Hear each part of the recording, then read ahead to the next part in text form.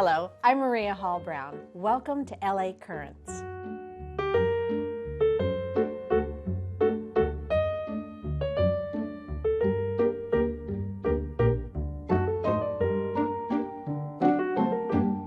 Imagine seeing your favorite film in a historic movie theater surrounded by lots and lots of movie buffs. Well, you don't have to imagine it if you know the secret. I'd love to welcome Craig Hammill, the founder of Secret Movie Club. This is such a great idea, I can't even tell you. Oh, thank you. Where did Secret Movie Club begin and what is it? Well, so there were sort of two rivers that joined. One was when I went to USC Film School, I would show movies and have the filmmakers come speak. So I was lucky enough, we had Robert Wise, who was the director of West Side Story and Sound of Music. He agreed to come in. And we had Russ Meyer, who did Faster Pussycat Kill Kill, and Michael Mann, who had done Heat at that time. And they would come in, Alan Davio, who was the cinematographer, and we called that club Screenings. And then when I graduated film school, my friends and I created this thing called Secret Movie Club. The idea was it couldn't be Jaws, or it couldn't be a movie everybody knew. You had to pick a movie that would be a surprise to everybody, that people would love or was crazy. And you had to pre-screen it for awesomeness. That was the only rule. And if you showed a movie that wasn't any good, people wouldn't come to your house anymore. And so cut to, I'm 36, 37, and still working to be a filmmaker. And I'm talking to all my friends, and they're telling me, who had made movies out of USC, and I had said, can you give me any advice? Because I'm still determined to make a feature. And all of them, to a person, had made a film, and they said, we thought 100% of the game was making the movie, but it turns out that's 49%. 51% is distributing it, marketing it, getting exhibition, at least breaking even so someone gives you money to make a second movie. And so I really heard that. I tried to listen. So I thought, what can I do to learn that part of it? The building the audience, distribution, exhibition, and understand that. So suddenly these two things I'd been doing came to mind. And it's funny, it was, you know, I've heard other people talk about this. It was a very quiet voice. And for about 2 months, I didn't know if I was going to do it because I had no money. I was living in a studio apartment. I was about to get married. And I thought, but this little voice said, you should do it. And it was this funny thing of, the thing that really determined me is it's better to do it and fail than to not do it. That was what the voice said. Okay, was this voice telling you to just do it once, or was this voice telling you to start this series? Well, it was just saying, you know, the idea was, well, what if I showed, and I love film, right. And I'm not a Luddite. I love digital as well, and I've done documentaries on digital, but I've shot movies on film, and when you show movies on film, even when you shoot movies on film, everybody gets, it's a special feeling. And so I thought, if I could find a theater that shows film and show my favorite movies on film, it's something that I could get into, and there'd be integrity to it. I know I'd be passionate about it. So it'd be real. I wouldn't just be doing it to do it. But at the same time, I could learn these things that all my friends are telling me I have to learn. So April 2016, I called all these theaters around town. And it's funny, you know, sometimes it feels like the universe is guiding you to where you need to be. And all these other theaters were like, $5,000, $10,000. And I was like, And then the Vista, which is run by an incredible gentleman named Lance Allspaw, Lance got back to me himself. And he said, look, we like your idea. If you're willing to do midnights, we can cut you a deal. And I thought, you know, I love the Vista. I'd been going to the Vista since Which is where? It's in Los Feliz, right at the corner of Sunset Boulevard and Hillhurst. Right. And anybody who's in LA, it's one of the last remaining single-screen community theaters. It was built in 1922. It's 370 seats. They still show film and digital. And Lance said, if you do that, we'll give you this rate. And it was almost like there was no choice, because I looked at all the other theaters and I was like, well, this is the one I can do. And it's the best theater. So our first film was Raiders of the Lost Ark on 35 millimeter, April 2016, and that's where it started. Okay, so I have like 700 questions. I'll line them up very carefully. First of all, how cool to be in the Vista with something that historic. The second part about that is, how did you get Raiders of the Lost Ark? Because the venue's one thing, but getting the film and the rights to show a film, you know, anybody who's ever tried to license a film or to license clips from film or to work with a studio. So what little angels were on your shoulder there? Well, so that's, you know, it's funny. I don't know how other people, when they get onto something, how that happens. But it's funny. It's as if a few things had happened before. So when I was at USC, I had to license the movies. When I'd invite Robert Wise in, we had to license West Side Story. So you'd call United Artists or whoever owned it. And so Raiders is easy because it's Paramount. So I found some numbers. I eventually got a hold of their licensor. And she was super nice. She got right behind us, and she gave us, not to get into the too inside baseball, but there are different kinds of deals that to license a movie, and they understood that we were just starting out. So they gave us a good rate that if it didn't make any money, I wasn't going to have to leave my studio apartment. And not get married. And not get married and have my wife be like, you filmmakers. She's an engineer. She's the brains in the family. So Martha, I love you. If she's watching this. She better be. But so we got a good rate. We did Raiders, and I licensed it, because the other thing is you're saying, and it's absolutely true, it's always better to go through the front door and make relationships, do it the right way. I'm an artist, you're an artist. There are a lot of people that do things, and the way they make their money is royalties or fees and I believe in karma, so I wasn't going to show this thing. And Lance wouldn't have let me do it either. I mean, he's a very good businessman. So we licensed it, and then we did a movie a month. And then what happened was we did okay, and then I had a disastrous screening. We did, and it was a great movie. We did Al Pacino and Scarface, the Brian De Palma Scarface. But up until that point, I was just inviting my friends on email and putting flyers and like Amoeba on Sunset Boulevard. And we were getting like 60, 70 people. And then I didn't get them out till the week before, and we just had 30 people. And I remember I lost $700, which for me was like rent and food. And my wife had been very cool. And our deal was, as long as we didn't lose a lot of money, I'd keep doing it. But if I started to really go into the red, we'd stop. And so that was a real turning point. And I have to thank Lance at the Vista. He said, Craig, we like what you're doing. I'm going to introduce you to another guy. His name was Bernie Bergman. He does something like this. Talk to him. And we're going to give you the next movie. We're going to give you a really good rate because, we all stumble. So really, like everything, I was helped out by really kind people. Lance could have been like, hey, you can't pay. You're not going to get another movie. But and I talked to Bernie, and Bernie said, and Bernie has an organization called Nerds Like Us. And Bernie said, have you looked into Facebook advertising? And it was like a light bulb, because I was literally hanging flyers. And I was like, oh, yeah. Facebook. There's something new. There's something that could reach more people. Yes. And the next movie we did was Stanley Kubrick's Clockwork Orange, and it was funny. It was a nexus of lucky events. We did it in October, which was Halloween. Everybody wanted to see that movie. We did it on 35. I spent like $100 on Facebook ads. I created a Facebook page, Twitter, Instagram, and we sold out 2 shows. Wow. And it was the first time we'd ever done that. And then there was really, after that, no looking back. So then we did 1 or 2 movies a month. And then when my son was born in 2017, I was still teaching in the day and tutoring, something I was telling you before we started shooting. I didn't really stop until about 2 months ago. And I thought, well, if I'm going to keep doing this, I have to figure it out. So we went to 4 movies a month. And then from there, now we're doing, there's a lot I'm going to eclipse and ellipse, but now we're doing about 20 to 30 screenings a month. Which is really exciting because they're very reasonably priced. And it's very cool that although you chose midnight as an opportunity financially and an availability, there's something really, those of us who are old enough to remember going to the midnight showing of Rocky Horror Picture Show.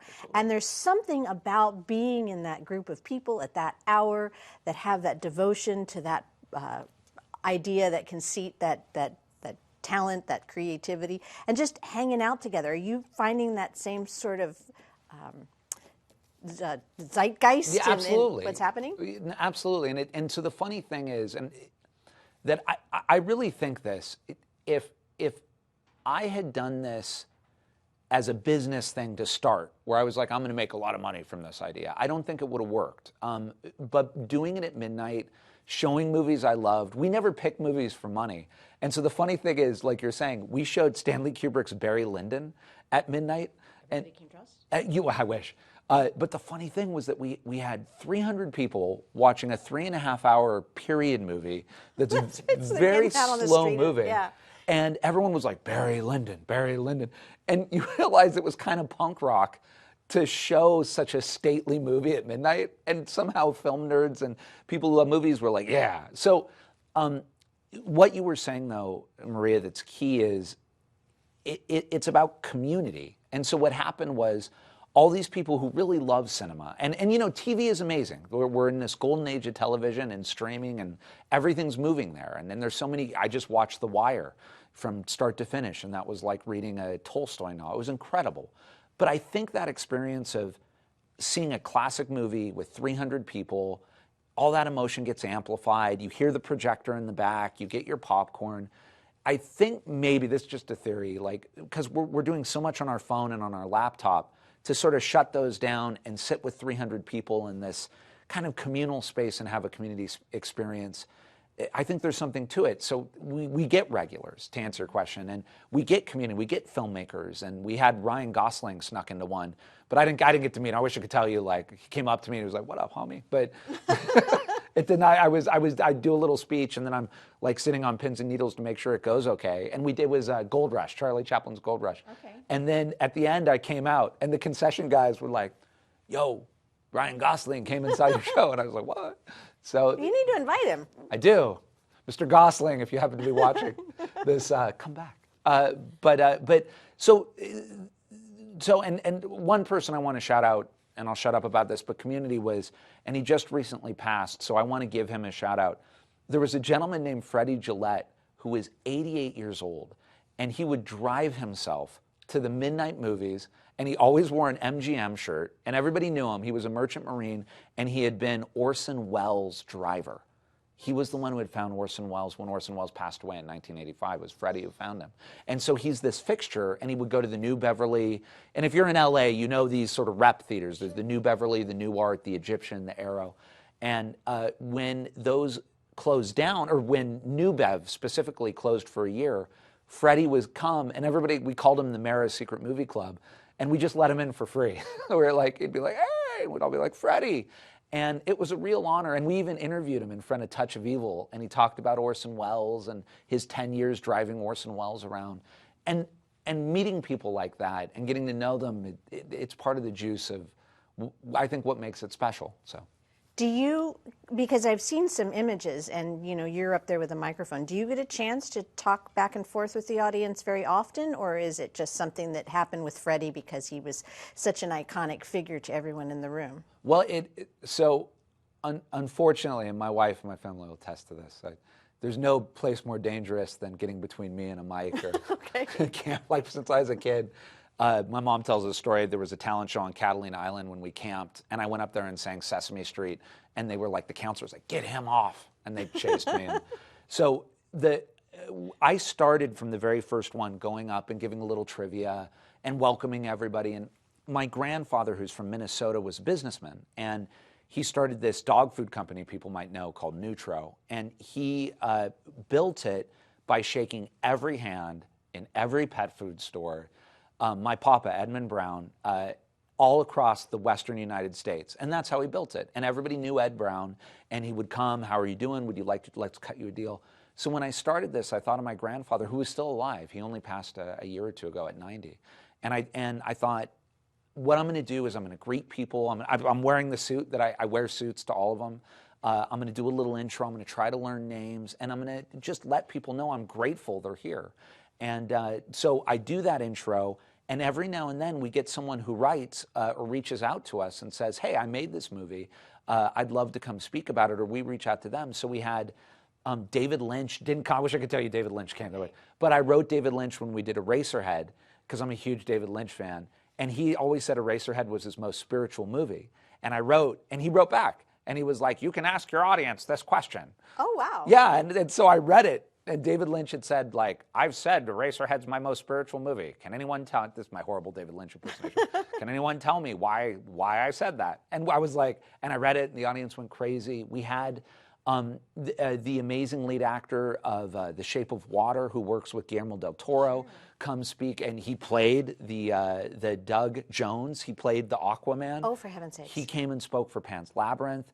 We're doing this Cannon Films, if anyone knows those movies from the 80s. We're doing Ninja 3, The Domination, just because it's such a crazy movie. And the director of that and Breaking to Electric Boogaloo just wrote me this week. And Sam Furstenberg will come talk. We had the still photographer for Enter the Dragon.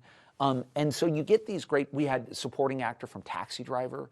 And that's great too, because it's these, movies are this whole community of people that give their lives to it. And you see the lead actor and sometimes the director. And that's not what movies are. Movies are all like it's a collaboration 300 of thousands. people. Yeah. Absolutely. So to have the set photographer from Bruce Lee told us a story that Bruce Lee could put his foot right at the lens and know exactly where to stop it. So Bruce Lee would just be like, what lens are you on? He'd be like, I'm shooting on a 16. And he'd be like, where do you want it? And he'd be like, give it to me right in the center. And Bruce Lee would do a kick. And that's one of the most famous shots ever. And he had such control of his body. It stopped his foot right in front of the lens. It was a great story. Oh, these are great stories. But let's go back to the films themselves. Yes. You said that originally when you did screenings at USC, they could only be awesomeness. Who is choosing your awesomeness for this? Because you have talked about such an eclectic group of films. It's true. Yeah, I know. So Ninja Through the Domination and Touch of Evil. Are you the Mr. responsible for awesomeness? Well, no, it's a group project. And that's also actually one of the things that's keeping us going. So I am the programmer, and I love programming. It's a joy. But we have a team of a Secret Movie Club team of people who just started to volunteer. So we have, like, for instance, one team member, Daniel Ott. He loves the movie Hot Fuzz, Edgar Wright. And these team members are just giving their time right now and volunteering. So it's only fair that they get to program. So Daniel programmed Hot Fuzz, and he got Edgar Wright, the director, to do a video intro to it, just for us. And that's all Daniel. Casey Young, another team member, chose Pan's Labyrinth. And Doug Jones saw we were doing Pan's Labyrinth. So the team, we have Connor Cruz and Stephen Brownlee and Edwin Gomez and all these amazing people who are volunteering, and they each pick a movie at least once a year. And then we have a lion's head, a Chinese lion's head, and we ask people to write down suggestions and put them in the lion's mouth. And so when I see a title come up over and over again, like Brian De Palma's Phantom of the Paradise, I just saw that title 30 times. And I thought, okay, people want to see. There's a need. They need to see Phantom of the Paradise. And then people will come and corner me and be like, oh, would you do anime? And I'm not huge into the anime world. And so I asked somebody, well, what do you recommend? And they said, Cowboy Bebop. So we just did Cowboy Bebop, the movie, a few weeks ago, sold out. So this Secret Movie Club is about community, but it's working because it is a group project. So I program, and I love programming, and I choose a lot of it, but there's a lot of input and a lot of collaboration. So you kind of somewhat have, obviously it's now your full-time gig with other things that you're doing in terms of being a filmmaker, but you've been able to expand this because it's now even broached beyond the Vista. It has, because so the Vista being a first run, they can give us the morning matinees and the midnights. And every now and then they give us a wonderful primetime slot. So we did Jean Renoir's Grand Illusion at 8. And we had Jean Renoir's great-grandson come, which that's one of my favorite movies of all time. So those things just happen. You can't, there's someone, we had John Woo came to speak about The Killer, which was incredible, one of the great Hong Kong action directors, and he came. And so the Vista will be our midnights. The Vista is our home and our beating heart. We do classic Hollywood or family-oriented films in the mornings, Saturdays, Sundays, and we do edgier fare or movies that are going to keep you awake, even Barry Lyndon sometimes, Friday and Saturdays at midnights. But if we want to do something at prime time, we had to find other venues. So now we do once a month at least a movie palace screening, because I'm a fourth-generation Los Angelino, and as you know, on Broadway downtown, there are all these movie palaces. And they're fantastic, and you want to go in them for a reason. And they're still there. Right. I mean, thank God they're still there. And so there are these 2,000-seat movie palaces. So I'm calling it Phase 2. So now Phase 2 is our regular Vista program, which will always be there. The Vista is our beating heart, and I'm very superstitious about that. So most of our fare will be at the Vista. But we just opened, and then I'm going to stop and just focus on this for 2020. Okay. We just opened a 99-seat theater and performing arts space in the downtown arts district. And I couldn't think of a better name, so I'm just calling it The Club. Yeah, and it's the second story of a toy factory, and we can show. I know. Okay, that's just great in its own. Just even saying that, it's on the second floor of the toy factory. We got so the get second, a teddy bear on your way up. Yeah, we got the second story of a toy because the gentleman Simon who mentored me, the business minded, he was my landlord and he owned this building, and he saw this grow and he said, Craig, if I give you this space, and I had this idea, I was like, what about a jazz club for movies where we could show deeper cuts, international movies, documentaries, great cinema that might only bring in 50 or 90 people, but there's a real need for that kind of cinema. And Simon was like, very lucky. He was like, yes. I was like, I was going to say, okay. So, okay. Great. I'll be quiet now. I'd like to show Shoah. It's a 9-hour movie about that. He was like, yes. I was like, ooh, all right, we're going to do Rainer Werner Fassbinder movies. He's like, yes. So he gave us this theater.